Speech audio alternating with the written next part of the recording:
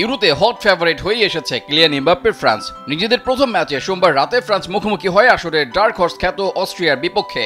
1-0 গোলে দিদিয়ার দেশমের দল জয় পেলেও প্রিয় শিষ্য কিলিয়ান এমবাপ্পের অবস্থা বেগতিক। হিট করতে গিয়ে নিজের নাকটাই খুইয়েছেন ফরাসি স্ট্রাইকার। ম্যাচের তখন 90 মিনিট।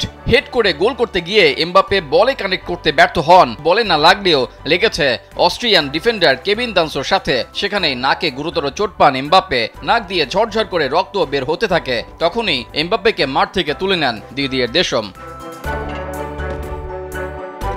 এমবাপ্পের ঘনিষ্ঠ এক সূত্রের বরাত দিয়ে জানা গেছে আঘাতটা বেশি হলেও শঙ্কার তেমন কোনো কারণ নেই। তাছাড়া কোনো ধরনের অস্ত্রোপচারও করা লাগবে না। এবার ব্যাংকও আপনার হাতের মুঠোয়। Balance transfer, mobile recharge, bill pay থেকে শুরু করে যা চান সব হবে এক মুহূর্তে।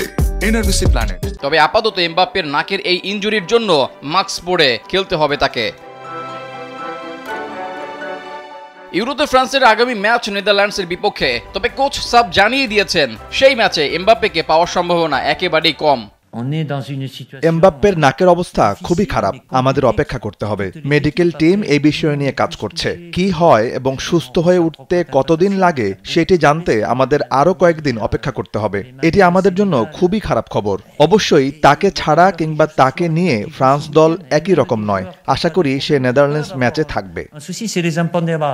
নাকে আঘাত পেলেও খেলার ইচ্ছা ছিল এমবাপ্পের। এমনকি তার জার্সিও রঞ্জিত হয়ে যায়। একবার উঠে দাঁড়িয়ে মাঠে দৌড়ানোর চেষ্টা করলেও পরে মুখ ধরে আবারও বসে পড়েন। এজন্য তাকে হলুদ কার্ডও খেতে হয়। গ্যালারি থেকে অস্ট্রিয়ার সমর্থকরা দেন দুয়োধ্বনি।